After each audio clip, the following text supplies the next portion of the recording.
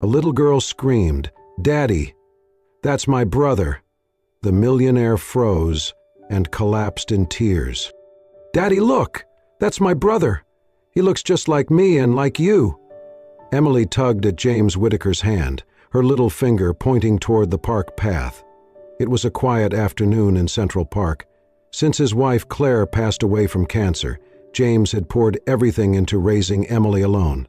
Their weekend walks were his way of holding on to her and to the little girl who was now his whole world. James stopped in his tracks, startled by her words. "What did you just say?" he asked, narrowing his eyes at her. She spun around to face him, her pink dress swishing with the movement, cheeks flushed with excitement. Emily insisted, "That boy, over there, sitting by the fountain, he's my brother." James turned to look. A little boy, no older than 5, sat huddled on the edge of the concrete bench, a battered cardboard box clutched to his chest. His clothes were torn and dirty, and his shoes barely held together. But what stunned James wasn't the boy's appearance. It was his eyes, bright, piercing blue, the same exact shade as Emily's. "Emily, do not say things like that," James said, trying to keep his voice calm. "You don't have a brother. You only have me." "No, Daddy, I know it," she insisted, her eyes wide and serious. "That's my brother.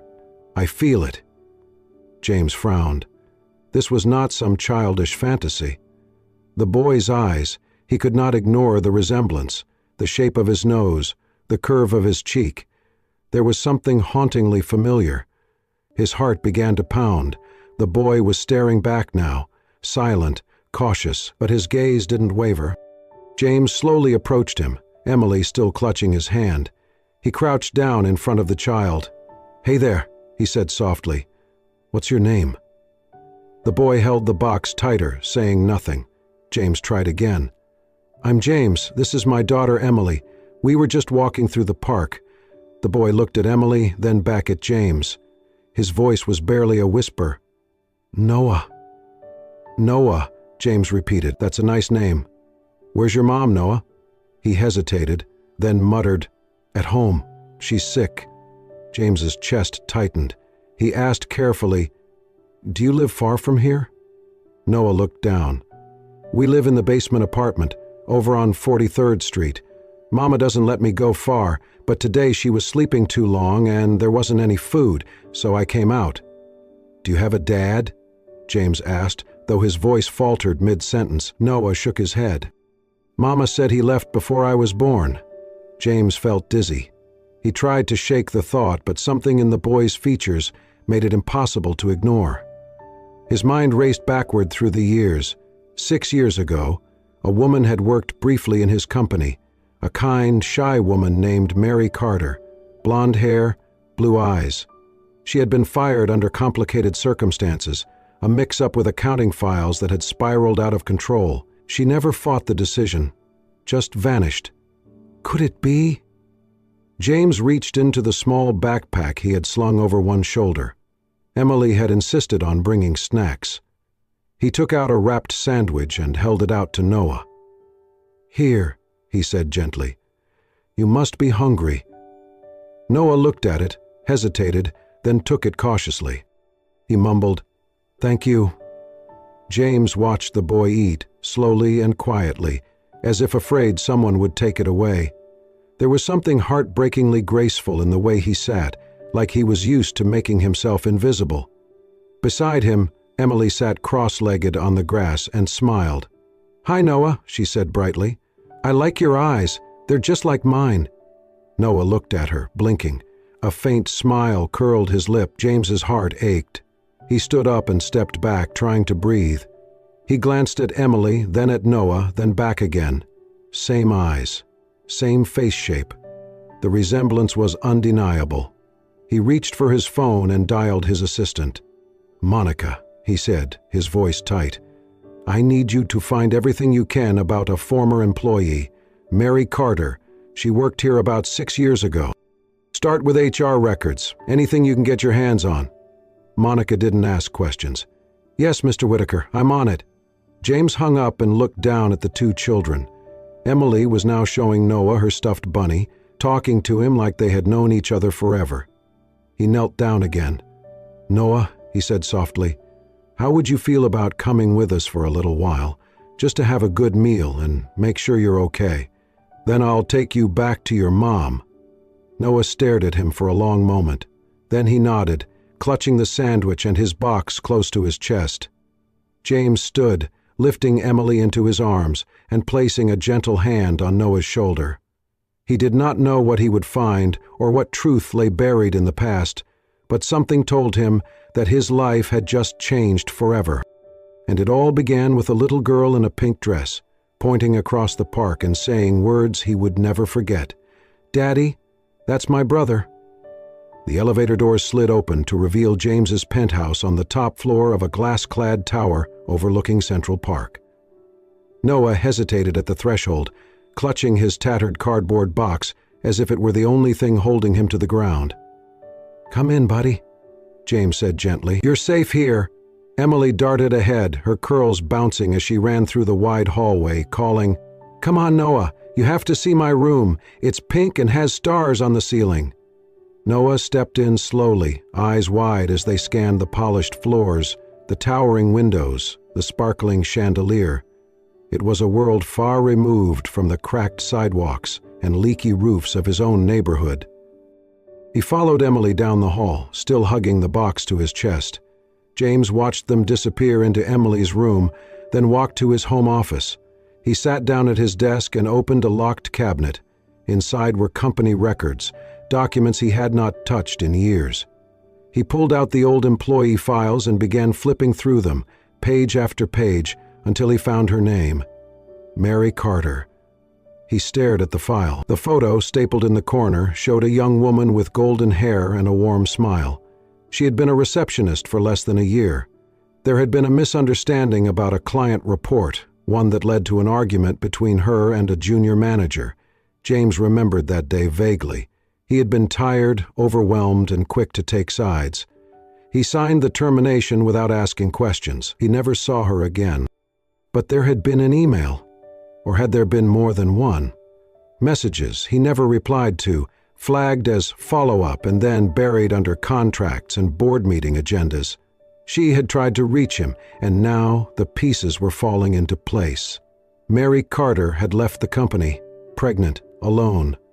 He found a recent address linked to her name through the company's old emergency contact form. It was in Brooklyn, an apartment in a run-down building known for cheap rentals and poor maintenance. James searched the address online and found images of cracked walls and graffiti-tagged doors. A pit grew in his stomach. Noah had been telling the truth. His mother was sick, and she had been raising him in poverty while James built skyscrapers and attended galas. James leaned back in his chair, rubbing his face with both hands. Guilt clawed at him. He had not just forgotten her, he had dismissed her, discarded her when she needed him most. And now there was a child. His child? He could not be sure, but in his heart he already knew. That night, while Emily and Noah played with building blocks on the living room carpet, James made a phone call. He contacted a discreet charity organization that delivered aid to struggling families without revealing donors. He gave them Mary's address. "I want a full grocery order sent," he said. "Include fruits, vegetables, meat, and medicine, vitamins, cleaning supplies. No branding, no notes. Just deliver it quietly." "Understood," the representative replied. "It will be there by morning." He ended the call and returned to the living room. Emily had draped a blanket over 2 chairs, creating a makeshift fort. She crawled inside and pulled Noah in with her, giggling. "This is the castle and you're the prince," she declared. Noah smiled, small, hesitant, but real. James felt a lump in his throat. The way the boy responded to kindness, the way he looked at Emily like she was the sun, the way his shoulders relaxed just slightly when no one raised their voice, he had seen all this before, in himself, in people who had grown up too fast. James stood at the edge of the scene, silently watching. He had to do more than send groceries. He had to face Mary, ask her the truth, tell her he was sorry, and be ready for whatever answer she gave him. The next morning, James dressed quietly while Emily and Noah still slept. When they woke, he gave them breakfast: pancakes, fresh strawberries, orange juice. He told Emily they were going on a little adventure. Noah looked nervous. "Are we going far?" "Not too far," James said. "Just somewhere important." He packed a small bag for the boy, including clean clothes and a new toy Emily had insisted on giving him. As they stepped into the car, James's driver glanced at him in the rearview mirror, sensing the tension. "Where to, Mr. Whitaker?" he asked. James hesitated for just a second. "Brooklyn," he said finally. "I'll give you the address on the way." He sat back, staring out the window as the skyline shifted, wealth fading into worn brick and rusted fences. His heart pounded as they neared the address. Today he would face the past. Today he would find out if the boy beside him was truly his son, and if he was, James vowed silently, he would never let him go again. The car crawled through a narrow street lined with graffiti-covered buildings and rusted fire escapes. James sat silently, watching the scenery shift from sleek glass towers to crumbling brick and worn sidewalks. He had passed neighborhoods like this before, but today it felt personal. When they arrived, he stepped out with Noah by his side. The boy clutched his small bag, eyes scanning the peeling paint and dim hallways. James took a deep breath and knocked on the faded green door of apartment 4B. Footsteps approached. The door creaked open. Mary. Her eyes widened in disbelief. Her hair was pulled back in a tired bun, her face pale and thinner, but still held a quiet grace that James recognized instantly. "Noah?" she gasped. The boy rushed into her arms. "Mama!" Mary clutched him, then looked up. Her voice dropped cold. "James, what are you doing here?" "I need to talk to you," he said softly. "Emily, my daughter, saw Noah. She said he's her brother. I didn't believe it, but—" "I need to know the truth," Mary's jaw tightened. "You don't get to ask questions, not after what you did." "Please," James said. "Just give me a few minutes." She held Noah close, her voice trembling. "I was pregnant. I tried to tell you. I sent emails, called, but no one let me through. Then I got fired. I had nothing." James looked stunned. "Mary, I never saw any of that, I swear." She let out a bitter laugh. "Of course you didn't. You were too busy being important. I was 24 and terrified. Then I had Noah. And I raised him alone." James's throat tightened. "I'm sorry. I should have asked. Looked for you." Mary shook her head. "You don't get to show up now and play savior. Noah has a life. It's not much, but it's ours." He swallowed hard. "Mary, is he my son?" She hesitated. Then, with a tear rolling down her cheek, she nodded. "Yes. But I don't want your money. I just want to protect him." James knelt beside her. "I'm not here to take him away. I just want to help."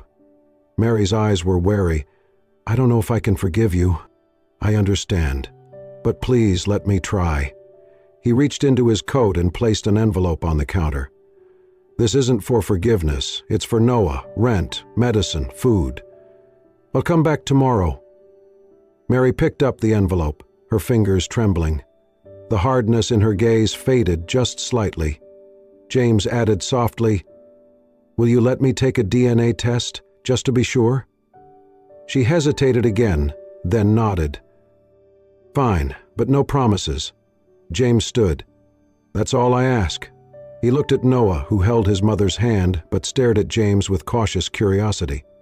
James reached out, gently touched Noah's shoulder. "I'll see you soon, okay?"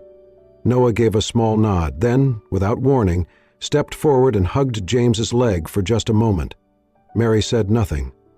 As James walked down the hall, his heart heavier than ever, he felt something else rise inside him: hope. The envelope trembled in James's hand as he stood in his office, staring out over the Manhattan skyline. He had read it 3 times, but the words still hit like a wave. Probability of paternity, 99.98%. Noah was his son. He exhaled slowly, then looked at the photo on his desk. Emily, grinning in her pink dress. He picked up his phone. 2 hours later, Noah stood at the threshold of James's penthouse, not as a guest, but as family. Emily ran to him. "Noah, you're back! You're my big brother now for real!" She tugged him excitedly into the living room. "This is your room now, or we can build another fort." James watched them quietly, a rare peace settling in his chest. But the moment was short-lived. His phone wouldn't stop buzzing. News had broken. Millionaire has secret love child. James Whittaker's hidden past exposed.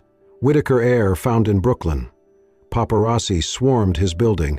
His office was overwhelmed. The board of directors demanded an emergency call. "You should have handled this privately," said Leonard Chase, his voice clipped. "This is damaging. Stocks are slipping." "This isn't a scandal," James replied. "It's my son." "You're risking our reputation," another added. James's voice sharpened.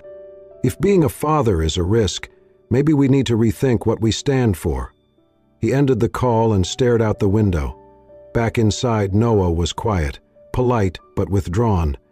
He sat alone during meals, spoke little, and often stared at the door, waiting for a mother who wasn't coming tonight. James saw it all. Money could build safety, but not trust, not love. That evening he tried something different. "Noah," he said gently, kneeling beside him, "how about we make pizza tonight? Just us, me, you, and Emily." Noah blinked. "Make it?" James nodded. "From scratch," Emily clapped. "I want pepperoni flowers again." They rolled dough, made a mess with flour, and decorated pizzas with olive smiles. For the first time, laughter filled the kitchen. The penthouse felt like home. After dinner, James brought out a red bicycle identical to Emily's. "This is for you," he said softly. "You and your sister are a team now." Noah stared at it, then at James. He didn't speak, but nodded, his lips curling into the smallest, real smile James had seen yet.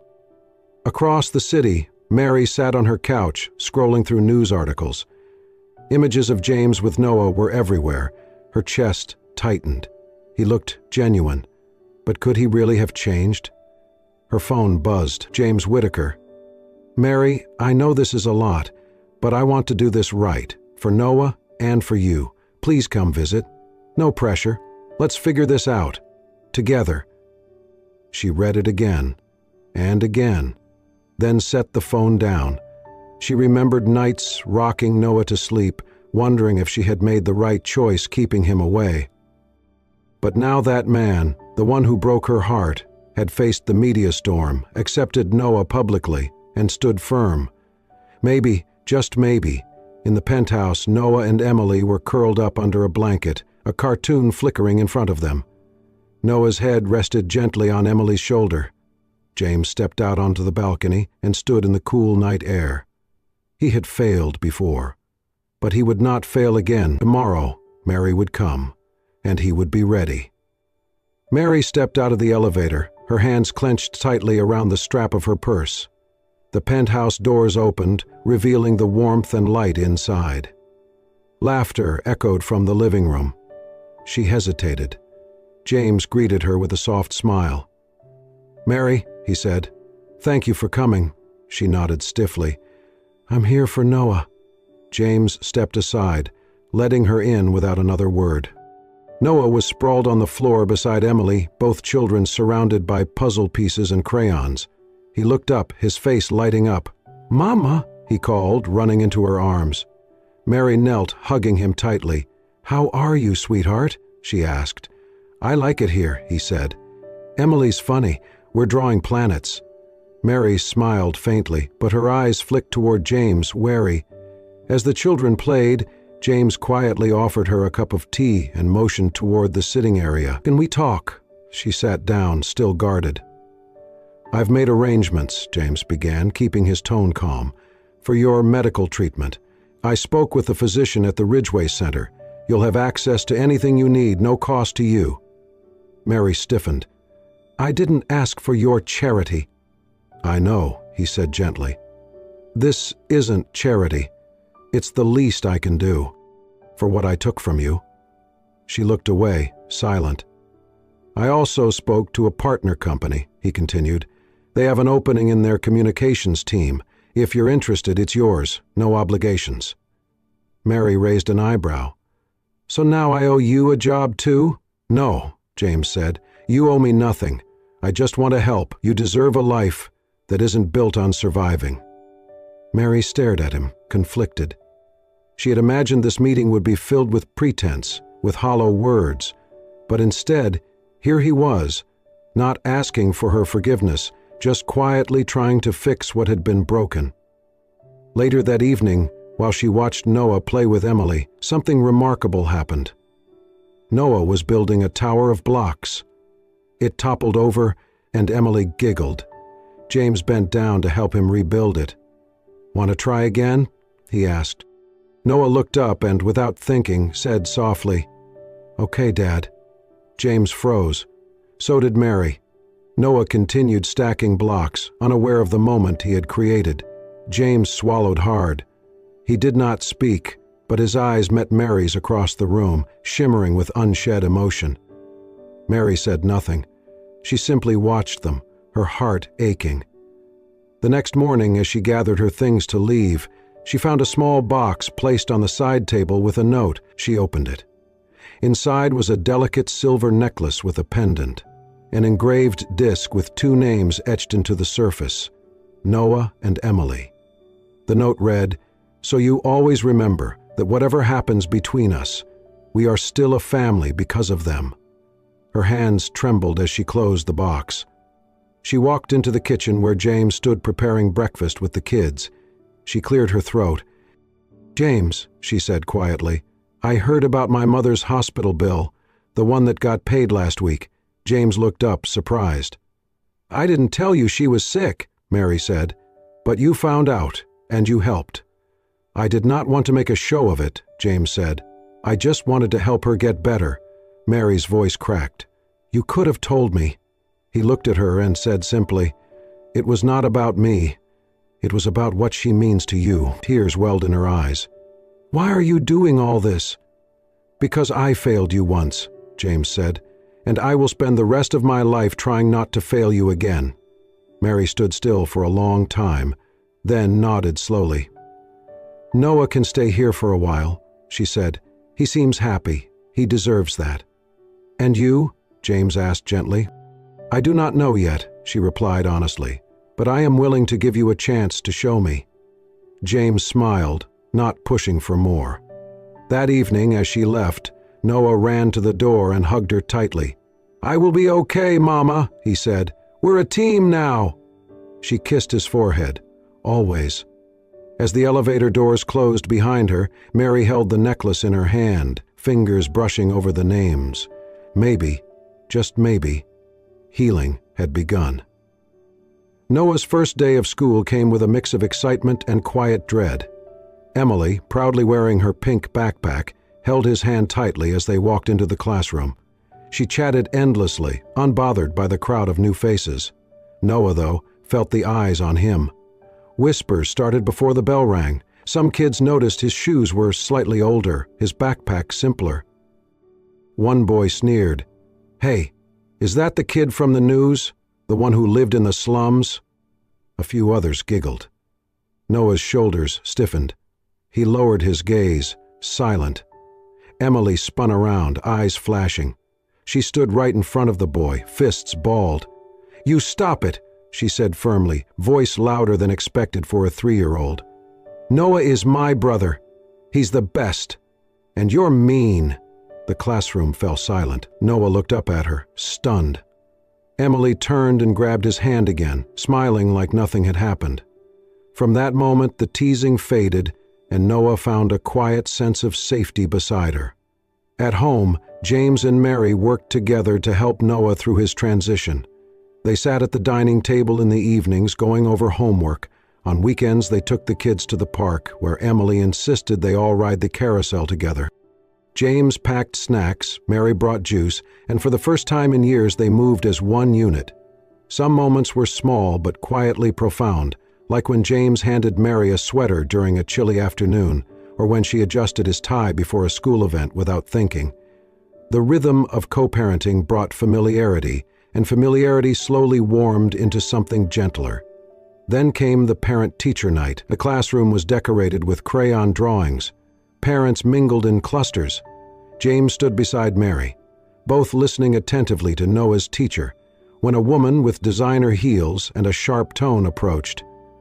"I suppose it must be strange for someone like you to be here," the woman said, addressing Mary with a condescending smile.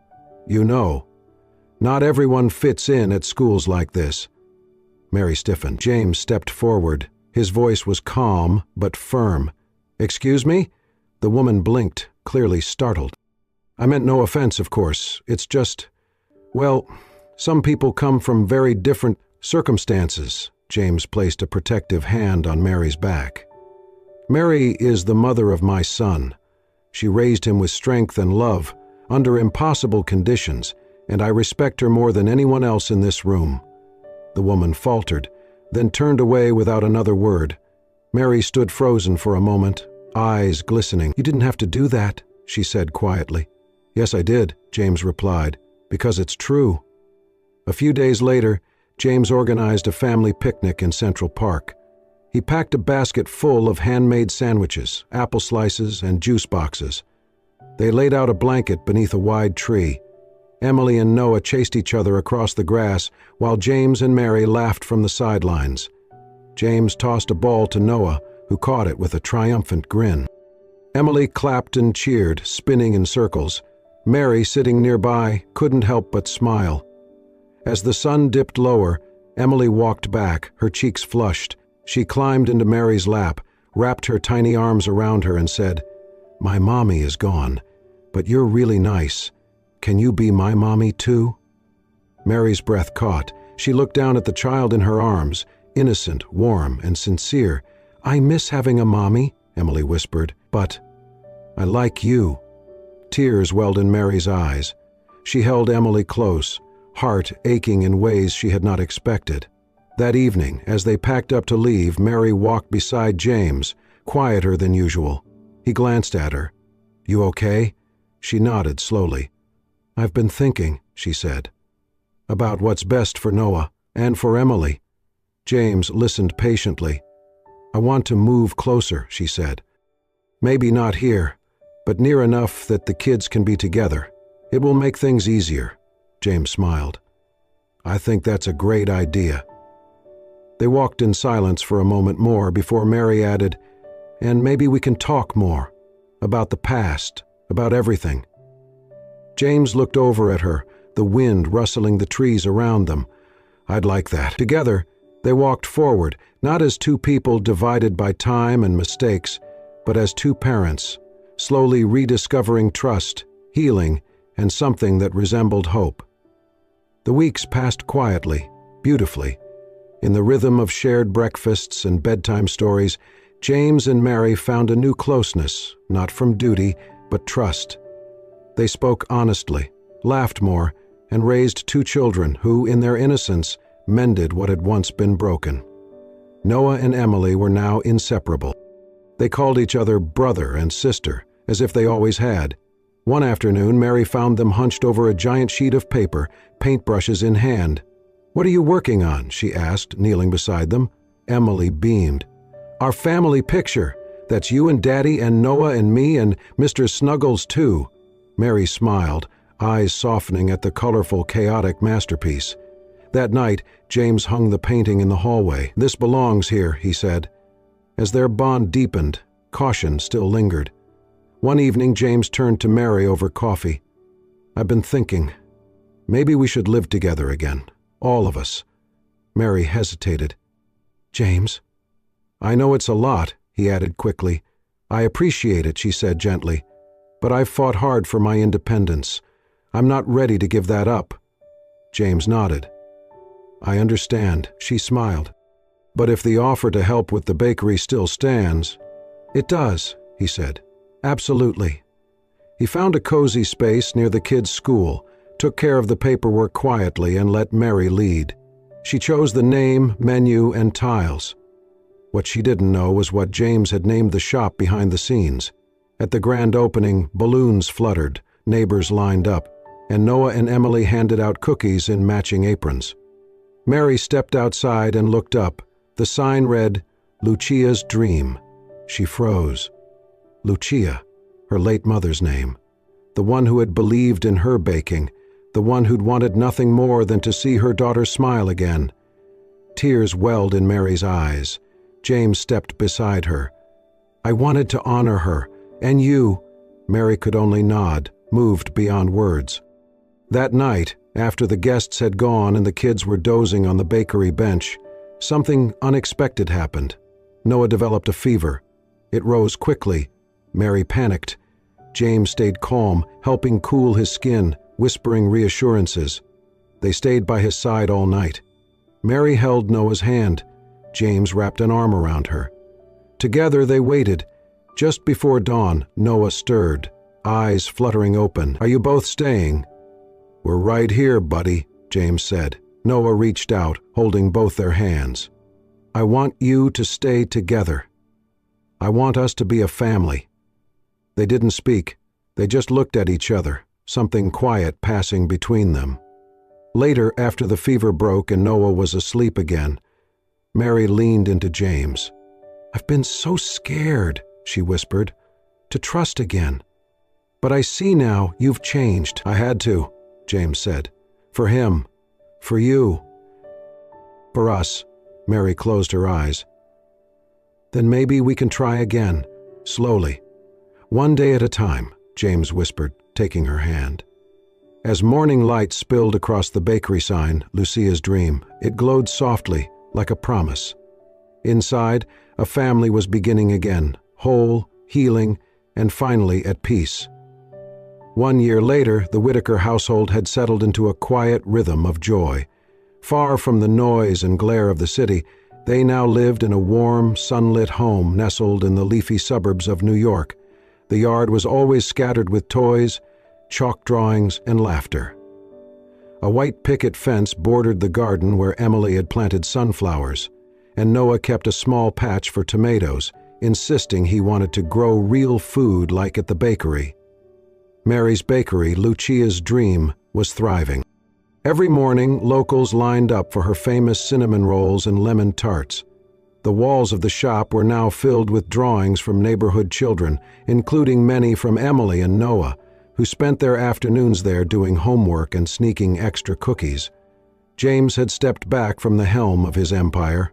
He still attended key meetings, but his schedule now orbited around school pickups, bedtime stories, and impromptu dance parties in the kitchen. Noah and Emily had become inseparable. They built forts, raced bikes down the sidewalk, and painted murals in the garage. To them, there had never been a before, only this beautiful now, where they were simply brother and sister, heart and soul. On a golden September afternoon, James and Mary hosted a small celebration in their backyard. The picnic table was decorated with wildflowers, and soft music played from a speaker tucked beneath the porch.